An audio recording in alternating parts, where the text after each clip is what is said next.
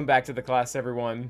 A couple of days ago, we put out a video talking about what characters you should avoid taking to a higher gear level than they're required at for the respective legendaries. So what I want to do today is the exact opposite of that. I want to look at characters that are required for other legendaries or galactic legends in game and list out which ones are really important to be able to take to an even higher gear level than they're needed at.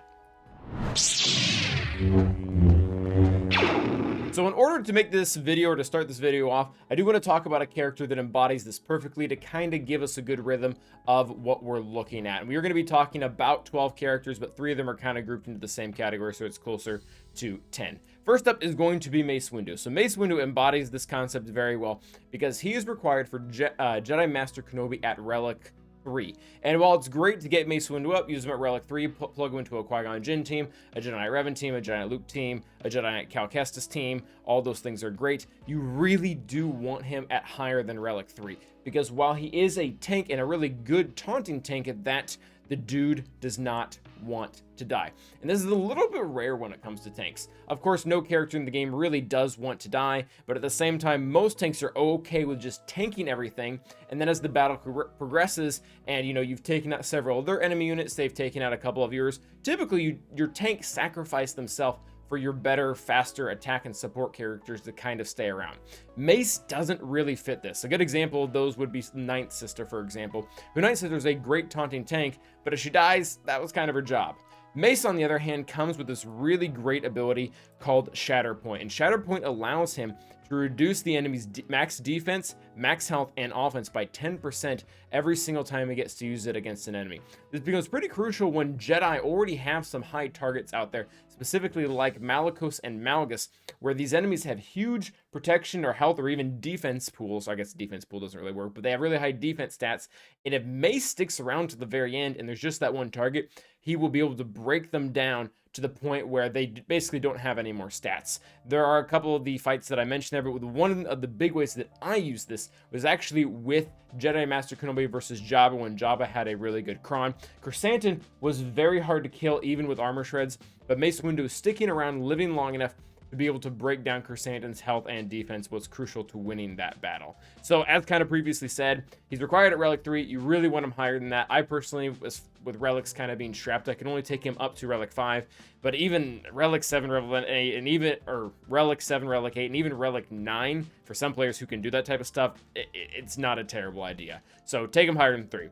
Next up is going to be Marin. Marin is required for Jedi Knight Cal Kestis, but she is only needed at Gear 12. A lot of Marin's overall viability in the entire game to get more resources is locked at having her at relic levels. It could be Relic 3 or Relic 5. Number 1, her kit does base some of her stats off of her relic amplifier, so that is pretty great. But even on top of that, for her to function in the assault battle, for you to get those really nice end of tier prizes on sim, you can't really have her at Gear 12. She has to be doing better than that. She can't just die to anything and everything. The other reason why she wants to be at actual relic levels is because on the Night Sister team, she's not just good. She is good. She brings several things to the team, but she's kind of your fail-safe in a lot of ways. One of the things that she does is she is able to revive, and if Daka dies, she can revive Daka, and if she dies, Daka can revive her. If both of them die, you're in a lot of trouble, because then you have to rely on like a Mother Talzin kill to be able to take someone out. That being said, if she stays alive, she's able to do it. So she is actually one of the Night Sisters that needs to stick around. She doesn't want to be dying repeatedly. And there's also currently a bug, and we'll see if this gets fixed at some point. But right now, whenever a Night Sister ally is defeated or revived, Marin gains 100% turn rate, which can't be prevented at the start of Marin's turn. This part right here is only working if Marin is the only character on the field. Meaning, if you have a really weak Marin and a really strong Daka, Daka's probably never going to die before Marin does, and you'll never really be able to get to use this to its fullest extent. So having Marin at relics is going to be able to benefit you more in that way. Not to mention, she's also required for a SM in the territory battle, so you get even more value from that. Now, looking over at our good friend Wampa, he is required at Relic 3 for Jedi Knight Luke. And while he does some good things at Relic 3, I won't deny it, he can take out some teams, especially on the lower and mid-tier level. If you take him to Relic 7, after you've done that, and of course, apply the GAC Omicron, that's really the main place where he is going to shine.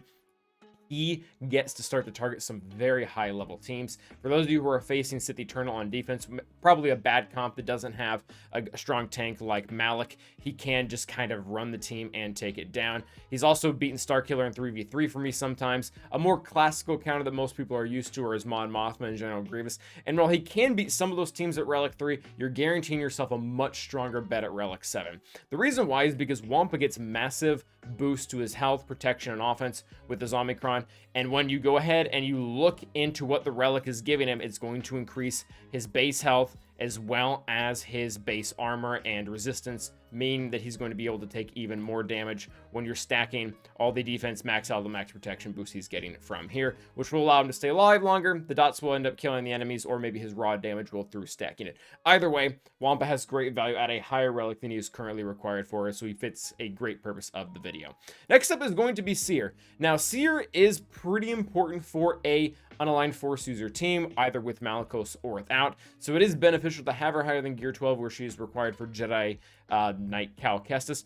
But on top of that, there's no way around getting through Zepho if you don't have her, I believe, at least Relic 7. Obviously, we ourselves don't, but as time progresses, she's going to be one of the relics that most people are going to want, because if they ever, and even if they don't ever put a character or something like that on Zepho, it's a lot of Chirotech, it's an extra star, it's ultimately a goal that TB we should be working at. And if you took her to Gear 12 or to Relic 5 for her to get to the UFO team, probably do that on top of it. I don't have Ufu Cal here. While he is pretty good and he has a little bit of flexibility, you can use Jedi Knight Cal as well for TB. So really, Seer kind of has the more value when it comes to what characters work in both PvP as well as PvE. So definitely making the listing there. She is also the leader for the UFU, so you can't really make the team without her, even a lesser version of it.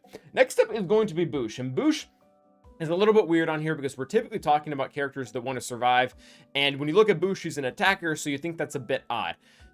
It's really not. The Jabba team totally folds against the majority of its counters as soon as Boushh dies. Not only is she a really good source of damage, but in the very beginning of battle, if she is allowed to get out her deadly bluff ability, and she will be able to get it out if she's alive, Boush's abilities gain additional effects against those characters. One of the effects is that you cannot attack at a turn. This curb stomps so many different counters. A few that come to mind immediately are Troopers, Mon Mothma, and CLS. If you can kill Boushh, if she is weak enough, then all those counters are suddenly opened up, whether it be a single shot or a two shot. We've currently been doing CLS, but a lot of that is Datacron dependent. That being said, she's very important because that not only is her damage important, but when you bring her relic level up, as we just previously saw on Wampa, she does get increases to her health as well as her armor, making her harder to kill for those teams that either have a way to bypass Chrysanthemum, like the Afro team using buff immunity, CLS using confusion, or they just have really strong AoEs that can eventually get to her, like the Night Sister team has. Having her at a higher relic level helps deter for those things. She's also just very useful in PvE with Jabba. Right now, the crate read is a very big deal. That's going away shortly. But even after that goes away, we are going to have the current Rote TB that does require characters to be at a higher relic level to be used at higher tiers. You could probably lump Chrysanthemum in here. The only reason why Boushh is here and kind of instead of him is because she offers more PvP viability. But Chrysanthemum is very important for pretty much every other thing, and he's an amazing tank. Next up is going to be Greef and Mando. This may come as not a surprise, but a lot of people don't remember. These two characters are required for Beskar Armor Mando. The only catch is you only really need them at like Gear 8, 9, or maybe even 10 to complete the event. And again, the whole point of this video, these characters should really not stay at those gear levels. They can do so much more on the Bounty Hunter team if you take them up. I wouldn't really push hard that they need to be Relic 5. Relic 3 or even Relic 1, getting them to that baseline where their speeds are maxed out from getting up to Gear 13 so that you can get a really nice clean kill with Bossk and Greef in the very beginning. Getting them to go first, get Contract, and Mando is able to blow someone up immediately. If you have to pick one or two, Greef is the better one to have at Gear 13, but I do like Mando there as well, specifically because the dude is so squishy without relic levels. His defense stats are not very good. He's very easy to kill. When I had him Gear 12 and I was trying to run the Bounty Hunter teams, sometimes it would work against a team like Dash, but he literally couldn't take an AoE. Even at full health and protection, it would just kill him. And the revive sometimes was enough to save him and other times wasn't. But there are characters that, again, are going to continue to give value past where they are asked to be at for their respective legendary, which I guess is the same legendary. Next up is going to be Royal Guard. Now this one is very conditional on the fact whether or not you have Lord Vader. Royal Guard is required for Sith Eternal at relic level 3, and at the time it appeared to be a pretty useless requirement, and quite frankly it was.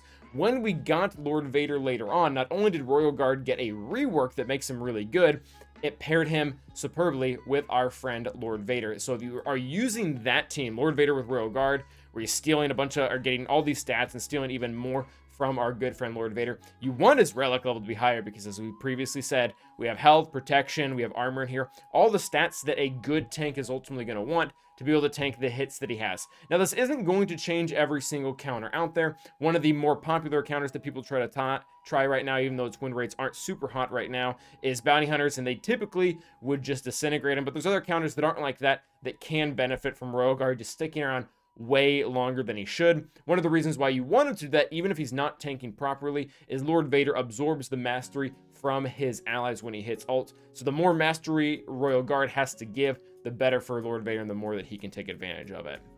So we have him at relic 5. There really isn't anything wrong. Similar to Mace Windu, there really isn't anything wrong with a relic 7, a relic 8, or even a relic 9 Royal Guard under Lord Vader. Obviously, not everyone can afford that. I can't, but take him higher than 3 if and when you can. Next up is going to be B2 Super Battle Droid. So B2 is required for the General Skywalker unlock. Most people get him to about gear 12 and then just call it a day. I would encourage people to take him up to relic 3. And the reason why is once you really do fill out your farms with things like JMK and Lord Vader, you already have the rest of the General Grievous Newt team at relics. General Grievous is required at relic 7 as well as Newt. And then B1 is the most popular relic to be able to complete the General Skywalker event, and then Magna is required for JMK as well.